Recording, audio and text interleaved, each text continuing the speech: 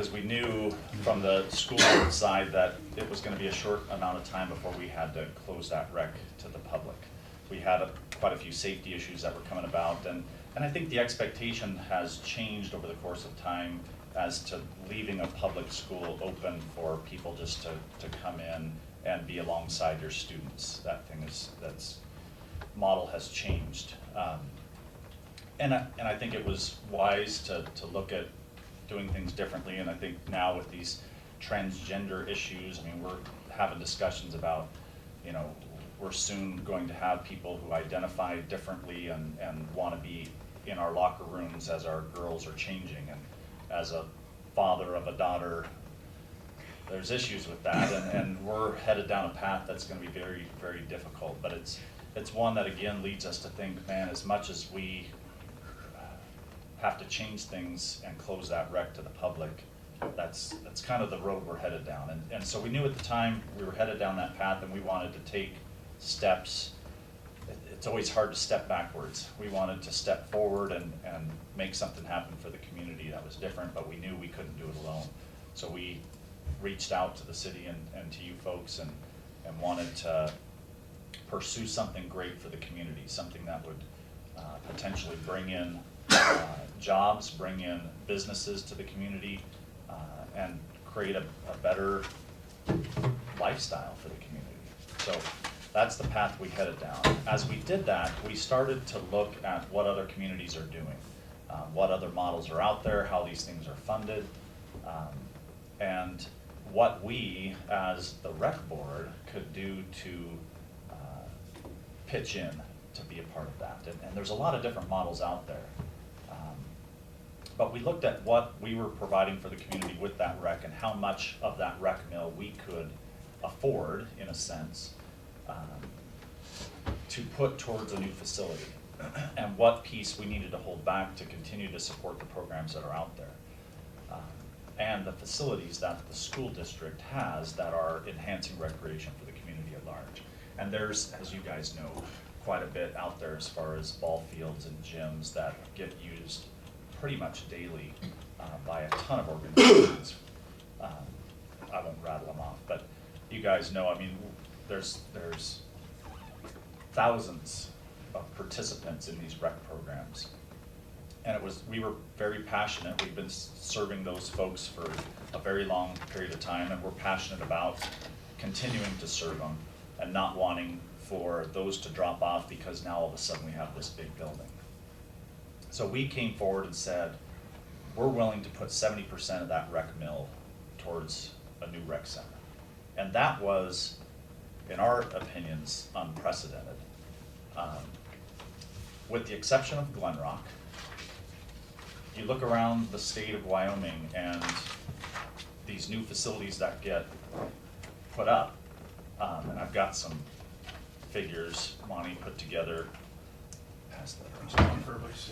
Yeah, but you look on this list, you've got Cody, Laramie, Green River, Rawlins, Gillette, and then the last one is this new rec center. Cody, their rec mill, they put 5% towards their rec center. Laramie does 9% of their rec mill, Green River 0, Rawlins 0, Gillette 2.5%. So you look, you know, how are these facilities getting funded? For the most part, outside of the fees that they charge for participants to come in, it's being funded primarily from the city and the county. What was your Cody one? Go through those percentages. Cody ends up being 5%, Okay. Laramie's 9%. Okay. And then others are 0, And obviously. then Gillette's 2.5%. Gotcha. Okay. And we're looking at Douglas potentially being, you know, according to these numbers on here, 43%. The way the model Douglas. works right now for Okay. Douglas, it would be approximately 43%. Okay.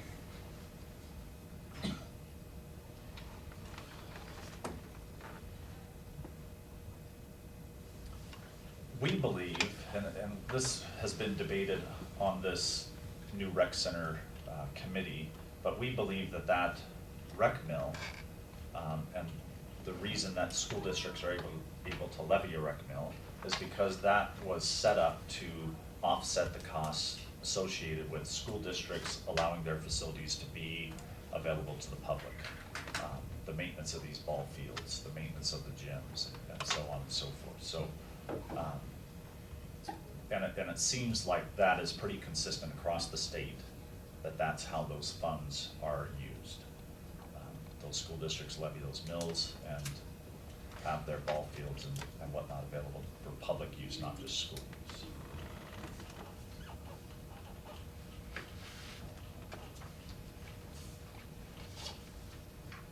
So that's, I don't know, that's kind of big picture overview for you to kind of get you to where we are today, I suppose. But obviously, and we've talked about this 70-30 split now for years. But the tighter everybody's budget gets, the more you start going, man, you know, it gets harder and harder to go, we're okay with 200,000 coming from city or coming from county. And tighter things get, the harder it is to spend, for sure. And I get where you guys are at, and you know, it's tough decisions. That's all there is to it. Hey, just FYI, and I don't know if Tracy's gotten these yet or not, and you guys don't care quite as much as the rec mill's on, but Dixie has done her preliminary assessment. And School District 1 will be down about 16.5%, School District 2 down about 20%, County down about 17%. Now, the good news is, that's still a second record high assessed valuation. We can drop that much and still be our second highest. We're gonna be at about almost 1.5 billion in assessed value. Now, next year, we're really worried because the oil prices, it lags the year. We're still dealing with 15 prices, which were decent at the front half, poor at the back end. And we're dealing with 16 now, which was really bad at the beginning and getting to average now. I mean, it's kind of, looks like it maybe broke 50 now. It looks like that might sustain above 50. They've kind of held it for a while, which doesn't get us back to $100 barrel, but that's a number that our production's way up. So know that we're looking at about a cent, but it's still, this doesn't have the history, but I think it's our second highest still. Right. So that's, and so that generates about 830,000 if we use the 70% under this year's mill levy. As soon as we drop below $1 billion on CC private. CC1, then we start the 700,000, which has been our plug-in number, Right. varies. Yeah. But just, Dixie literally just came, and they're not even final because we don't have railroad. Railroad. We don't have railroad numbers yet. Okay. So, but it gives us an idea where we're at. It's a little bearish. Gotcha. Sales tax is a different animal, but mill's really tied to that. And you Yeah. guys, since you guys don't really care a whole lot, except for the rec mills, the only thing that your valuation's really tied to. Right. Everything else is formulistic from the state, so. Just FYI, we're just starting to get those. They're not final numbers yet, so you know. So, but sales tax is 40% of what we've been, probably. Yeah. For the projection. Any other, does that give you guys a sense of the big picture from Mark? And you had a couple things that we hadn't. This is good information that the other rec mill stuff, because I don't think we had it in this format before, the Right. percent that others contribute, because we talked about, the other one was sublet, they were closer to a quarter or third, if I remember right, but not 70s. That, because we used that joint powers board as a model, were they thirds? Is that how that sublet one went? Or 80, they did something different. Sublet was higher than this, but not as high as the 70%, I believe. Sublet's probably one of the newest rec centers out there, last 3 or 4 years. And they did a joint powers board where a noticeable portion of the rec mill goes to it, and then the city and the county, I can't remember exactly how they make it up, but I did not realize some of these percentages were. Now, Campbell County's valuation, they can throw more at it per percent, but they're gonna Right. take a hit next year for sure. Yeah. They're gonna go from, their rec mill's gonna go from 6.2 to 5.2, is what they're estimating. So, I think the other thing, Mark, that Yeah. if you can kind of explain how you guys then have used some of that rec mill over time. I think anecdotally, we've kind of understood it, but I think to understand how you justify, I don't want to use justify that, justify using it Right. for Bearcat Trail.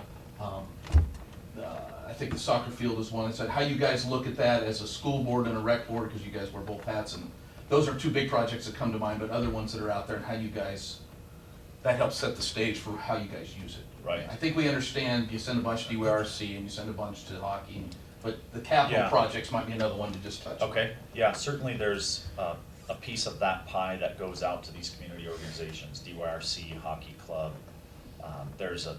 And there's a DYRC bunch. would cover baseball, football, covers all and that. volleyball. umbrella. Basketball, Huge. yeah. Much, I mean, they are the largest Right. organized youth recreational. But if you provider. said basketball, baseball, and football, you'd cover the biggest chunk of it. Volleyball, Is- track and field, Oh, there is some track and field. I didn't know we were doing track and field under that umbrella. Okay. yeah. Not soccer, not hockey, those are kind of. Or the two wrestling. that are- Actually, soccer. Swimming, the waves, aren't they into that, or are they? They're not. That's separate? separate. They're all too. separate. Wrestling separate. Soccer will They're be migrating. added, soccer will be added this Did they fall. make that decision? It's Yes, final? they did. Okay. Soccer in Douglas has been an independent group with varying levels of success over the years because it's volunteer driven. So they finally have decided to come under the DYRC umbrella. Okay. Yeah, so that's one piece of it. As far as the facility side of it goes, you know, there's some funds going towards the upkeep of gymnasiums. So I don't know how many of you guys are coaches, but. Used to be. Right, used to be. That has been. Really, during the school months, all of our gyms are used from after school till late into the evening. It is tough business as a coach to even find gym space that's available. Those things get used constantly, and so upkeep and maintenance for some of that. Some of it comes out of our major maintenance fund from the school district, some of it comes out of rec mill. Facilities like our soccer field, I would say as far as participant numbers go, the soccer field stuff at the middle school, that field gets used probably 90% participation is from community organizations, not from school. So we're looking at putting, in fact, they've already started the groundwork on putting a turf field over there. And that's mainly because we were kind of at that point where we needed to change out sprinkler system stuff and do some major maintenance things with it. And we thought in the long run, it's just gonna be better to turf that thing. It gets so much use during spring and fall that it just tears up the field. It's a big mud pit. So some decisions like that have had to be made. Is- Bearcat Trail, again, that's probably, I would say that's closer to 99% public use. Our cross-country team runs on that a little bit, not a ton. And if you're up there in the mornings, you know and all day long, there's people using that thing. It's been an amazing addition to the community, in my opinion. I don't know, what are some of the other major? Well, let me back up on those two Yeah, just go real ahead. quick, Mark, to be clear. What, the Bearcat Trail and the soccer field, are you spending 100% rec mill on that, or are you splitting it between your major maintenance and your rec mill for those two capital projects? I believe they come out of rec mill. Yes. Yeah. Yeah. Okay. Some of the stuff, like the scoreboard, I think they're gonna put on the soccer field, and maybe lights are gonna come out of other funds, Okay. not the rec mill funds. Right. Because that would be the question that you could say, if the schools, because I think that's where soccer's gonna practice and have some games, if not all games there. I haven't heard for sure how that's gonna work. But I visit with Ron periodically, that's the only reason I know a little bit about it. but- Right, I think it depends on whether there's a conflict with. Track. With track, for you guys, track, what's happened, we had, because the football field's turf, we've had our soccer team on that, but, during practice, as kids are running, balls are getting kicked onto the track, and there's been issues and injuries related to that, so. And track and soccer get along very well together, There you go. cooperate fully. Yeah, right. Are you being facetious, yeah? Yeah, so I would imagine they'll be practicing over there for the most part. Games may be held at the high school when available, so.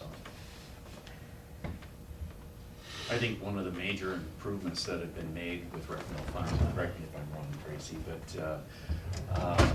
the wood floors, we had the tartan floors, and they were always an issue. So we put in new wood floors at all of the gymnasiums. as Mark indicated, a lot of our gyms are used by rec programming, whether it be a travel basketball, travel, or a rec program, the gyms are being used. We now are seeing more travel volleyball, and obviously rec volleyball. So it's just continuing to grow, which I think as a rec director, you want participation, you want to keep these kids busy. And, you know, I think we have invested a lot as far as a school district into our facilities, and it only enhances our facilities and our community. That's I guess how we look at it as far as a rec board. We look at these as enhancing our facilities and our community. And I agree. One of the things that, and I understand 100% the safety issue and commingling with public and the school environment now. It isn't a good scenario and a good situation to have our students intermixing with other people, adults, all day, any time of the day during school facilities. But I think one of my questions and concerns is with the amount of dollars that the rec mill has put into the facilities at the school district. Now, whether it's in the rec part of that facility, which is the true rec department that the school uses, those facilities are important. And I guess my question is, if the new rec department or rec facility is established, how much of those facilities then are still going to be maintained and used by the rec? And because they've been paid for, a lot of those improvements and the new, much like your soccer field, are those still going to be available for the rec, the new rec, to come and use as they are today? Or, you know we're not going to have people in the weight room at the high school. The swimming pool is still going to be the issue. You know, that's been supported by your rec mill. The new floors in the gymnasium is part of the rec facility. Are those going to be available to this rec board as they need, or is that what part of that 30% Right. you're holding is going to offset some of those expenses? So, first off, we haven't made a hard, fast rule on any of that. I can Okay. tell you what some of the conversations have been and kind of how we're leaning, but there's not been a decision specific to that. All of our discussions, we've talked about leaving the pool open to the public. That, just by the way that facility is designed, it allows for flow into there without as much issue as you have going into the rest of the building Right. during school hours. And so we're kind of able to cordon that off a bit and still be able to use that for the public. And there's some issues, you know, with the pool that's designed for the new facility. I think there's still going to be a need for the public to access that pool as well. We are talking about, you know, closing off weight room, closing off racquetball courts, closing off gymnasium to just general public use throughout the day. Now, it doesn't mean you can't potentially schedule that, much like for my travel basketball team, we're gonna probably still schedule the upper elementary school gym, or we may try to schedule the high school gym. So I think it still can be used if it's more of a scheduled team type usage rather than just a walk-in where we don't know who the person is, there's no history there, there's, you know, that sort of thing, so. Do you envision then there would be any, so when you say during the day, but let's say at 5 o'clock on Tuesdays, this time of year, I guess when there's no volleyball or basketball, you gotta get to that, which is a narrow window, maybe 9 o'clock on Tuesday. Would that be open gym, or do you envision that it would probably be closed to walk-ins and really only to? I would say that those people that want to recreate in that fashion would do that at the new recreation. So you would close the school to walk-ins, and I don't want to put words in your mouth. Maybe with the exception of the pool. Okay, and then, but still be available for structured, Right, for team for the team, events. yeah. Rec teams, I guess is the best way, is the way you Right. envision. Right. And that's how I see it, is that the general public would have access to the new facility. Yep. As long as the door is open, anybody can come and go. Right. But your high schools, your middle schools, those facilities still need to be available Exactly. for those organized events and be able to make some time and space. And I guess that's my question, is that what part of that 30% then? Exactly. That you're retaining? on top of what, the way I understand is those special interest things that you've identified with your rec commission or whatever it is. DYRC, Yeah, yep. that one, some of your hockey, those things that you feel need to be funded, I think could still be funded through your rec board, because you're gonna have a 3-member from your school board, along with the rec director, who knows the importance of what's important in the county, important within your community, that they don't get underfunded or go by the wayside just because it's a new board. And so Right. that's, I think, part of our concern, and I know you've said it, the amount hasn't really been decided or where you're gonna go, but we know that the school district is wanting to retain a percentage of that. And I think that's part of what we didn't understand, and I'm glad you're here to help explain that. You know, to give you some idea what Glen Rock does, and I'm sure You bet. Tony's brought you up to speed as to how they do it, but there is a fee assessed to the facilities, whether it's janitorial, paying for some of the electric, paying for upkeep. I know our rec board in Glen Rock has paid for things for the district, but the rec is the only one that's using it, like the baseball fields. You know, we don't have a baseball team in Glen Rock, so the rec board is maintaining the rec field, and they'll pay power, any of the maintenance, any of the lawn mowing. So they pay for those shares, you know, out of that rec mill. So it's a give and take scenario. And your numbers, you're right, it's different throughout the state, from town to town is different, Sure. so. But I think in something of this magnitude and this size and scale, certainly needs to have full support, you know, from everybody involved. It can't just come back to the county or the city Yeah. to fund it when it's all done, and allow the district, who has the rec facility now, to not have 100% input into it as well, so.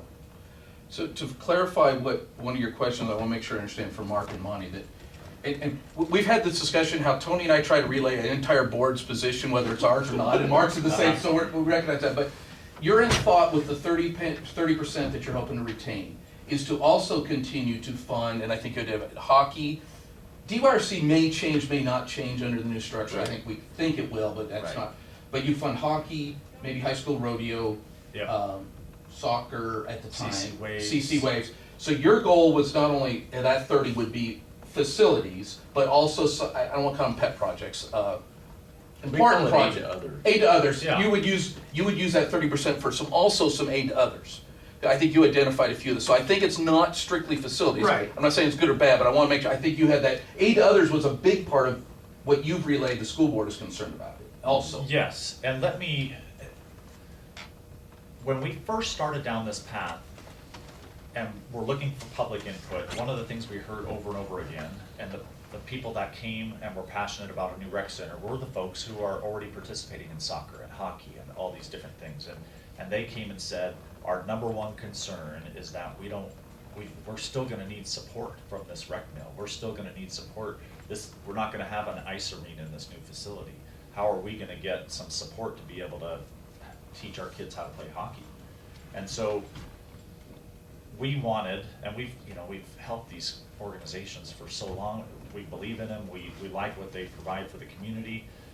We wanted to feel like we could guarantee them that they're gonna continue to get support. And we felt like by putting it all towards the rec, that there's a good potential that wouldn't happen anymore. And I know, like you're saying, I know that to me feels a little bit like we don't trust a new board. And I recognize that, I know that that's what my board has said, they're concerned about that. And over the course of the last few months, I've seen that now play out. Like in our last meeting, where folks are saying, well, now that things are getting tight, I think all the money needs to go to the facility.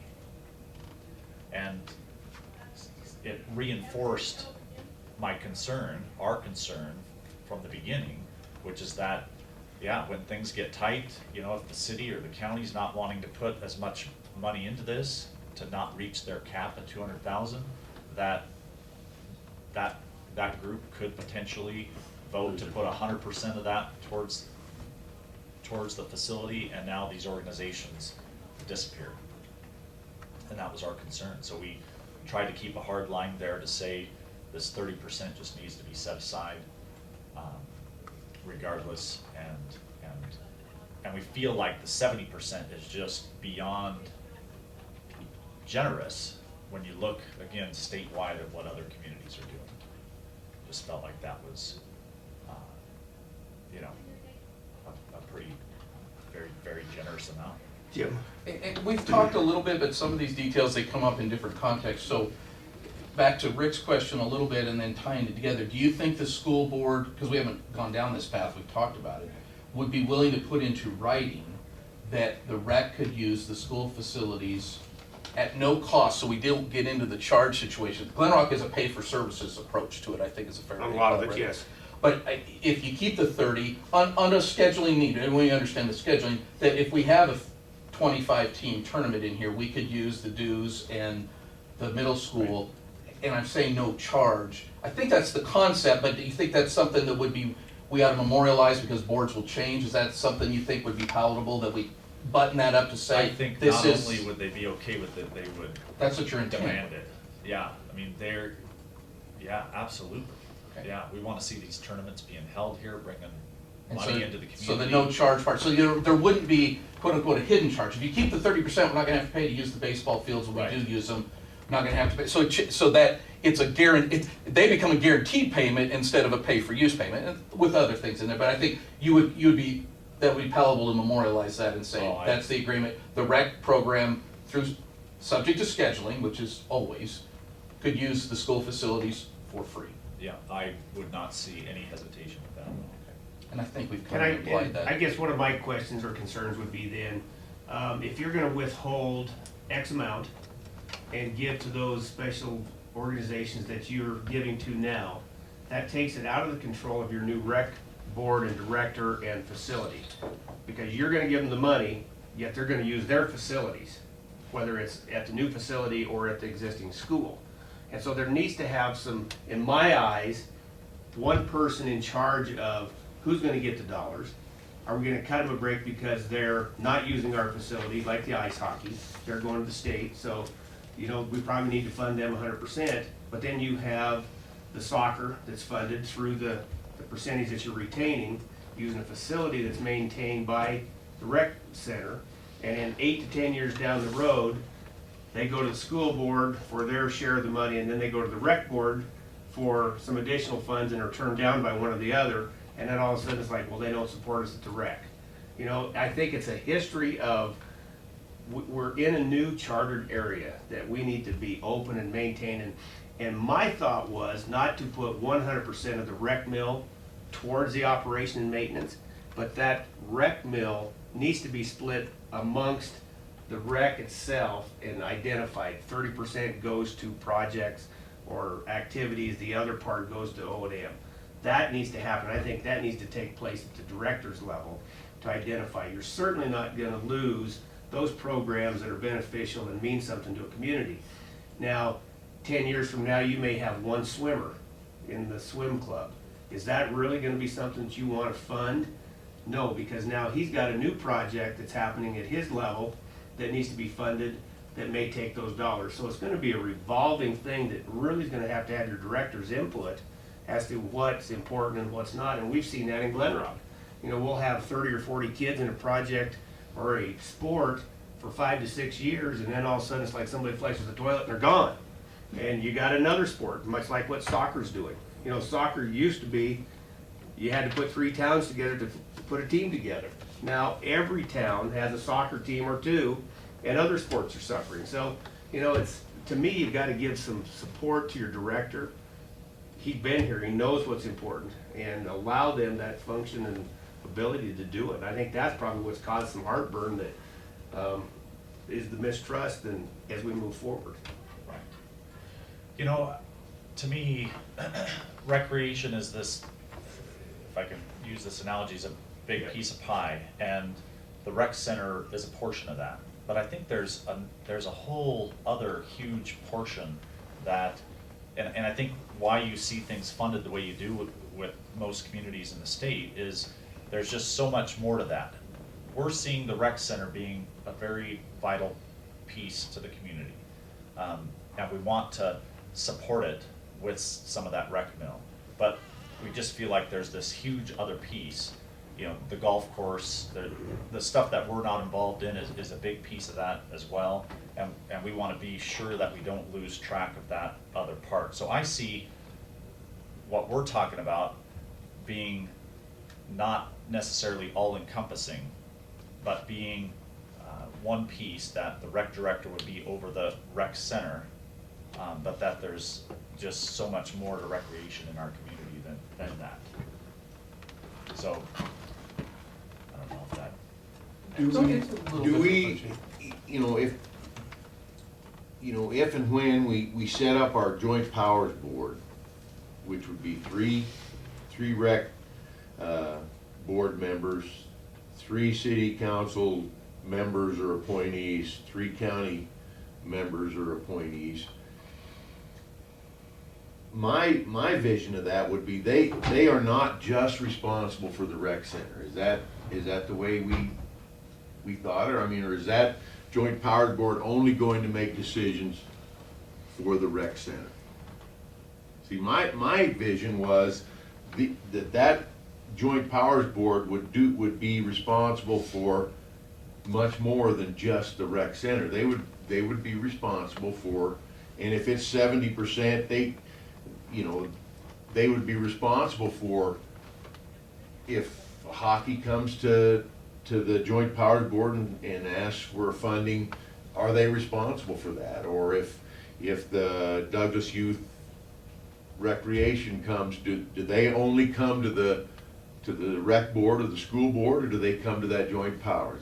I think they come to the rec board, not the joint powers board. And I don't think we can ask, I guess I don't know how the golf course is set up, but I don't think we can assume that now this new rec center is gonna control what happens at the golf course, or what happens at the city pool, or what happens, for the soccer group or the hockey club. I don't think we can say, you guys are now under the control, the DYRC is now under the control of the rec center. I think those are separate organizations that can come and go, or ask for funding or not ask for funding. I don't think we can say, So we would have a separate rec director for the rec center and for the other recreation activities? the DYRC is completely separate. The hockey club has its own board, soccer has had its own board. I mean, all those entities have their own people. They're not under the current model of the rec. But they're funded through the rec. They get some funding. Right. Some funding through And I the think rec. that's going back to what Tony's saying then, so they don't approach the joint powers board for funding, they approach the rec board Correct. / school board. Correct. For me, that brings a little consternation. I mean, just going back again, for example, to the current rec center as it exists. Supposedly constructed with rec funds, but now. No, not construct the rate, it was a special mill levy. It was Okay. a It was a mill levy, It wasn't a direct mill, it was a tax But it initiative. was built for recreation, correct? It was built for both, it was built for recreation and high school, it was a dual-purpose building as built. Okay, so that. But named rec center, which has caused some problems over sure. time. But the rec center was built not through school district funding. No, it was a special mill Right. tax, Right. it was a bond, So not that- bond, what are the property It tax was a ones school called? bond issue. It was a bond issue. It was a school bond issue. And it was a school bond. Yes. To build a The rec school center. built To the build a rec high center. school. Right. And then, and I think the plan was always to tie the high school together. Rec came first, then the high school, but 2 years apart. Does that sound about right? 76 and 70. But yeah, I it was was a- only this big. Yeah, I know. I'm looking past to Tracy too, and she probably doesn't remember any better because she wasn't. 78, might have been 2 years. I think that, wasn't the primary school and the rec center built at the same time? I Maybe can't it was remember which not. one was And then first. but it was a mill levy school bond issue. It was not a countywide 6 cent. It was the school Right. bond issue that built it. Named it rec center, but always was designed to be rec and school. Right. I mean, but it was named the rec center, and that's caused some. And But everything. primarily used for school. I mean, the school built it primarily And for. there is an school argument purposes. out there on that as Right. people's memories With have the aged understanding over that the 30 years. community could use it. In our research, going back and trying to piece all this together to address those arguments. Everything from a legal perspective, everything that's down in writing is that it's a school. Of course, people's, memories of it, or, what somebody said, promised back in '76 or whatever, we have no way. And it really served that purpose, the dual purpose, up Sure. until the world changed. Right. Right.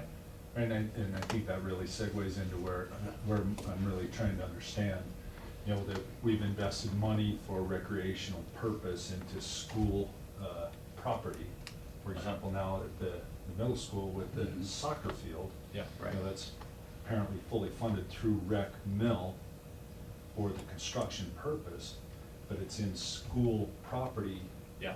and therefore will be subject to, safety concerns that drive the rulemaking for usage. So now the general public wants to utilize the facility, but they're disallowed because of, timing associated with kids' activities, et cetera, that are, part of the normal course of the school year.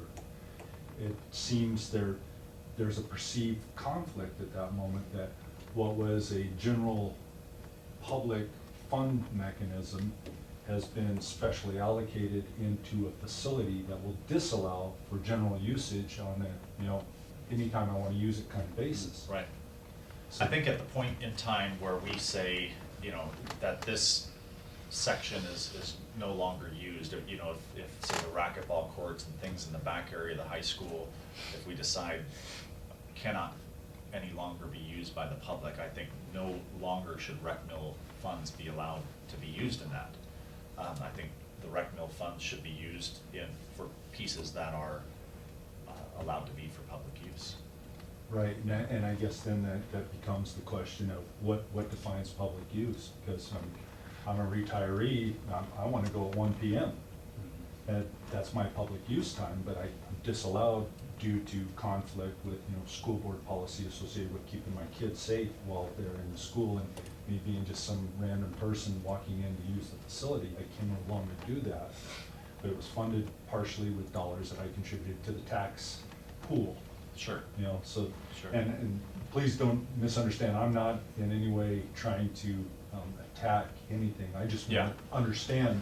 And I Because when think- I'm approached, I'd like to be able to articulate somewhat I intelligibly. think if you look statewide at how these funds are being used in other school districts and other rec mills, you'll find that they're going to the ball fields. And yeah, if you want your softball team to be on there while the kids are having recess, I don't think so. I mean, there's gonna be some, some understanding that there's some constraints around when and how it can be used. And, it's to offset some of those costs that are incurred so that people can use these facilities even though they're school facilities. That's, Robert, let me give you a good illustration, I think, of what we're talking about. I think what you're talking about as far as school-related and public-related, okay? The rec center pool currently, okay, it's a competitive pool. If you know anything about competitive swimming, they like it cold. Oh, yeah, yeah, Okay, 68 degrees. Exactly, okay. And this is where it becomes a challenge for us to be able to meet the public's demand for warmer water, okay? Right. And a competitive swim team that wants it colder. So really what we see the rec pool becoming is our competitive pool for our high school, middle school, as well as CC Waves, the club or the public usage of that facility. There are still a few individuals that like cold water, that like to exercise in cold water, but the new rec pool would be much warmer water. When they came to us and they said, you have 4 lanes, we would like to see that expanded to 6 lanes, just in case we ever want to move to that new facility for competitions. And the committee said, okay, we'll make that adjustment. So that's why we allowed for 6 lanes, or they allowed for 6 lanes, just in case. But that's where I see a public usage as well as a school district usage meshing together, so to meet the needs of both. That way, if CC Waves, they're gonna come in after school, there's gonna be certain times, obviously, but we would not wanna have swimming lessons at the rec pool. It just, we'll wanna have that at the new rec pool. So does that kind of give you a? That kind of helps me understand, you know, I mean, that's really where I'm coming from. I Sure. want to understand, because Sure. I don't have the history of understanding how this came to where we're sitting today. Right. You know, but I really want to understand, you know, Sure. what Two- the end game is. Sure. I think it's helpful too, if we let everybody know kind of what we were thinking, what the committee has gone through in terms of funding, just so you guys that haven't been to those meetings, if we're projecting roughly a $700,000, 70% contribution from the rec, so if we said roughly $700,000 a year would go to the rec center, then the income from memberships is projected, and this is from the amounts that the consultants gave us, and what, with the size of the facility and the population of the communities and so forth, about $845,000 of income, revenue every year. If you add those two together, that's 1.5, and then what we had anticipated then is the city and the county would contribute what else was needed into that pool, and if that were the case, we wouldn't have to contribute a hell of a lot, because what did we project the O&M was, Monty, or? But you got the 1.6. Yeah, Yeah, 1.6, so I mean, 1.6. if that were the case, I mean, and that, I guess that's forward thinking in some case, especially now, looking at our economic situation now, but it might be a little forward thinking, but we're still not, you know, looking at a huge amount in terms of the county's commitment, if this were to hold true. Now, if everything goes, if it drops down to 500,000 for the rec mill, and we only generate 500,000 for then that's $1 million, and then the 600,000 would have to be made up, and the city and the county would have to have a contribution of $200,000 max to. We put a cap To cover on it to cover the top side. It has some consequences when you put a hard cap on, but Sure. we think in the short term, that gave some assurance to a cap. It could face really hard decisions within there, and you can always And we modify can- it if everybody agrees. And we could cut program, you know, I mean, if things were really poor or bad, then you would have to reduce your cost. I mean, your O&M would have to be reduced in order to make your budget or your ends meet, but, so just so, you know, we understand that the county is not, you know, not always going to contribute $200,000 to the rec building or to the O&M for the rec, that it hopefully will be less than that. And I know I've kind of talked about it. It would be nice to consolidate a lot of our money spent for recreation, to consolidate that a little more so that we're not here and there and everywhere with our funding. But the only thing I would hope is, and I would support, you know, I support this 100%. I just think it's something that both Glenrock and Douglas need if they're going to grow and attract people to the community, and you know, just be much better off countywide. So I would hope that the whole thing is a little fluid too, that once we get started and we get into this, that I hope we gain some trust, and I think we need to, you know, down the road and in the future, you know, I would hate to see the Douglas Recreation Committee, or whatever, what do they call that? Douglas DYRC. Yeah, I would hate to see them get sideways with the Recreation Board or with the Joint Powers Board and say, you guys are screwing us, and this is not gonna, you know, we're getting screwed here. Or I would hate to see the hockey club say, this is no good, or the Waves, or Glenrock, or any, you know. I would hope that somewhere down the way in the line in the future, that we could make sure that everybody has a place at the table, or an ability to to work together for the recreation for the community. So I just hope that even if, you know, if and when, and hopefully we do this, that we still look at down the road, let's look at what we can best, how we can best do it, and maybe it turns into 60-40, or maybe it turns into 90-10 or whatever, but we don't just keep it hard and fast and end up segmented with all these different groups with different boards I think it's all gonna, wanting I think it's gonna the be same thing. fluid. I think in the future, there's good potential for some of these ball fields to be constructed right there on site. I mean, things can change. Yeah, I mean, I certainly, think and there's we can adjust there's to room for that, and Sure. hopefully everybody will go with their eyes open, and I think I certainly can live with the 70-30 and go from there, and like I say, hopefully we can, and a joint powers to do it, and you know, I really believe in this project. I think it's, like I say, it's what makes communities great. It's what makes Douglas and Glen Rock, you know, a nice place to live. And I gotta ask Monty real quick, I know we're about Yeah, out of time. I know. I'm trying to remember, was the 200 cap, is that what we've officially tried to put, we've talked so many numbers so many times. Is the 200 cap what we're officially proposing in the 70-20, or was that just a concept? I know your option C is kind of your budget The thing. cap was 200,000 And we put, so. I if think we that's move- what's on the table right now. Okay, I was trying to remember, because. from each, the city and. the Right, county. 200 cap each, so as it's shown here, that's what I just wanted, so that when we work later, so we have a top side protection, we have the ability to amend the agreement if everybody agrees, that's the fluid part, it doesn't amend unless everybody agrees, you don't get a unilateral. I'm glad you brought up those numbers. One, we're obviously having to trust these consultants. They are top-notch. I mean, this is folks, Ballard and King, who do this all over the nation. Correct. And beyond. This is their gig, that's what they do, and so, but there's some faith that we're putting into it that's a little bit blind, and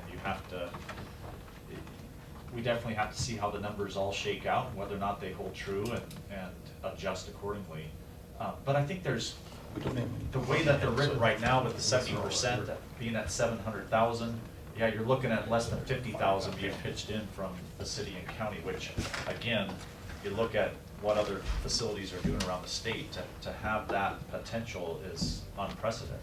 I mean, you're looking at just about everywhere else who's built a new facility, the combined amount that the city and county is putting into it is so much more. And in every community that has them, they certainly don't regret No. taking the jump. I mean, they just do not, they see it as one of the best things that they do for their community. They all seem to be successful in terms of being used. If you don't mind, I'll Sure. take just a second. I talked to Dave McCormick, he's the director of the Recreation Center in Gillette. It's a county-owned facility. I asked him how things are going with the economy as it is, and he said it's unbelievable what we're seeing up here as far as participation and membership in our rec center. We're breaking records. People coming to our rec center. He says, it's off the charts, what we're seeing. And I said, so explain that. He says, people are staying closer to home. They know that they have to recreate. They know that they want to continue to do things, and it becomes part of their lifestyle and part of, let's stay here. Instead of going to Denver, instead of going to Rapid, we're going to stay here and recreate. We know and we understand how important it is, and we're going to stay here locally. So I thought that was that's pretty I interesting. have one other question for you. As I did a quick math on the information you sent us yesterday on expenses, it looks like you're spending about 55 to 60% of your rec mill annually, based on the numbers. So for 2016, you had a total of 270,000. 15 was 559, 14 was 464,000. You're receiving like 1.4 million a year ago.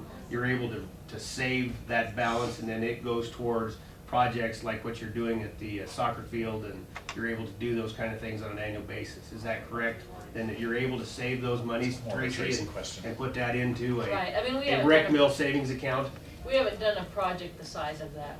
Right. That, I mean, we've done smaller projects on the pool and things like that, but, yeah, that's, You know, and I just carry think that that's- money over and it's a separate, you know, it's completely separate from, And I think that separate was one of my institution from major schools. questions, was knowing that you're only spending 55% of the total rec mill, what's the balance of that going towards? And now this being one of your first major expenses, I understand where it's going, or at least a portion of it over time, but, you know, we've been at 1.1, 1.2, 1.4 the last 3 years for a rec mill, which is, nice revenues stream for Sure. facilities like this. So, you know, I think it's probably something that needed to be brought out and understand where it goes and what it's doing, not just continually building in a fund, you know, for a project somewhere down in the future. When we have a project trying to get started, you know, that's part of my concern too, that there is rec monies there that are being saved, yet coming back to the counties and the cities to try and build this and maintain and operate when there are funds available to help offset that too, so. and I think that's a good point too, because I know that that was part of the discussion on the 30% is if we have to put new grandstands in at Night Field or something like that, then that money would have to help support that kind of thing too, or new dugouts, or, you know, things like that. Well, that's the way I see it too, but is Nida Field 100% school facility run by the school? Or is it a shared facility? Is there a school ball team and a rec ball There's no team? school ball team. Then the rec board It's and all the rec. rec mill is the one that should pay for those. Yeah, it's a completely rec facility, nobody else. So- uses it. You don't even use it for PE, I don't think, you use the others. Occasionally. There might be I some mean, kids, Most time you use the Yeah. others. Yeah, I don't it's- know if they're named, the other fields. And Can't that's- hit a softball over that long Yeah. fence. you probably could, Tony. Well, I know. You know. Well, we appreciate you coming in today. Yeah, thank you. Thanks. Helped answer some Mark, questions that's fine. and kind of clear some things up. I think we still Yeah. have some decisions to make. These guys still have some meetings to go to, and then the ultimate question, can we agree on a plan to go forward and ask the public to support? Yeah, that's a tough This helped a decision to bunch, have a so I life. think, thank you, Mark. Hey, you Because bet. Tony and I are trying to relay those things, like I said, and some of it gets lost in translation. And Rick hadn't sat on the other side on the school board for 20 years Right. on that side, understands that process integrally, but it's different, and so this is. And every helpful. community is different. You bet. And I hate it when we compare ourselves to Gillette. Gillette's its own little world, revenues and what they have to Yeah. offer, and we can't compare ourselves to Yeah. that, but That number's it's a fascinating. goal. I actually We'd all like understand to it a get there. little bit, and I'm surprised. I don't know they that I didn't- want to. So thank you. Appreciate you coming in, Thanks, guys. thanks very much.